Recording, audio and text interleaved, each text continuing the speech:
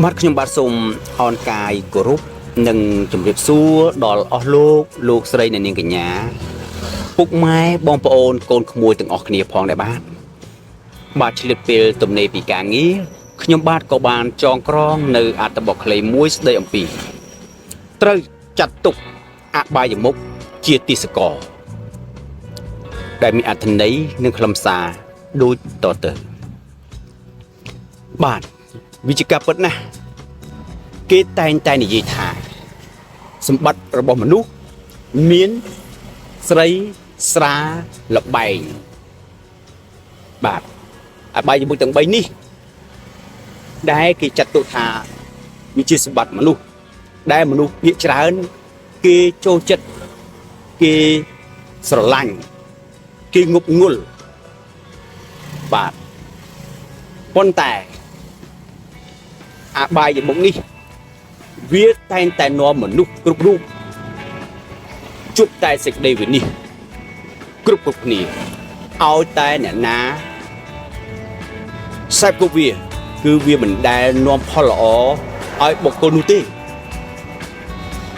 ប៉ុន្តែទោះបីជាយ៉ាងណាក៏ដោយក៏នៅមានមនុស្សមួយចំនួនធំតែងតែយកអបាយមុខនេះ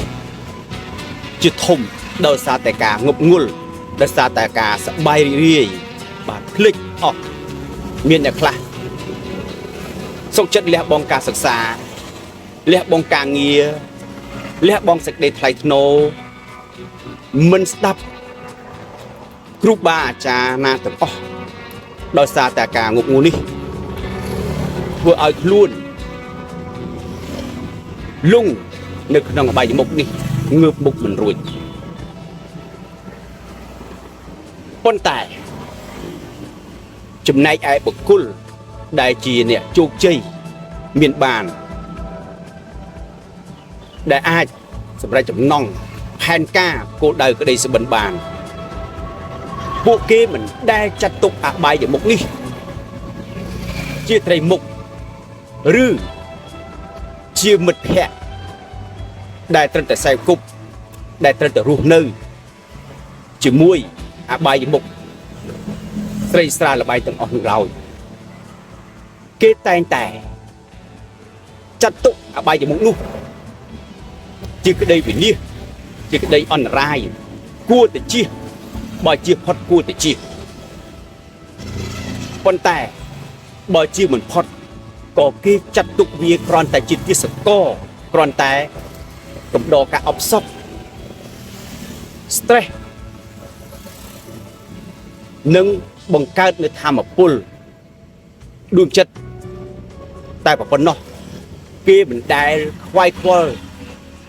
យកវានៅជាមួយខ្សែគប់វាដែលធ្វើឲ្យជីវិតគេធ្លាក់ចុះដោយសារតែអបាយមុខដែលនាំឲ្យក្តីវិនិច្ឆ័យនោះឡើយអញ្ចឹងហើយបានជាមនុស្សដែលតែងតែងប់ងល់នឹងអបាយមុខទាំងអស់មិនដែលរីកចម្រើនទេមានតែវិនិច្ឆ័យអន្តរាយក៏ប៉ុន្តែសម្រាប់បុគ្គលដែលជាបណ្ឌិតដែលជាអ្នកជោគជ័យដែលជាអ្នកមានបានគេមិនដែលឲ្យតម្លៃអបាយមុខស្រីស្រាលបែងនោះជាសំខាន់ទេគេគ្រាន់ទុកវាជាទេសករជាឈ្នន់សម្រាប់គេជន់ដើម្បីមានភាពសប្បាយរីករាយដើម្បីជាធម៌ពលដើម្បីគេសម្រេចភាពជោគជ័យមានបានរបស់គេតែប៉ុណ្ណោះ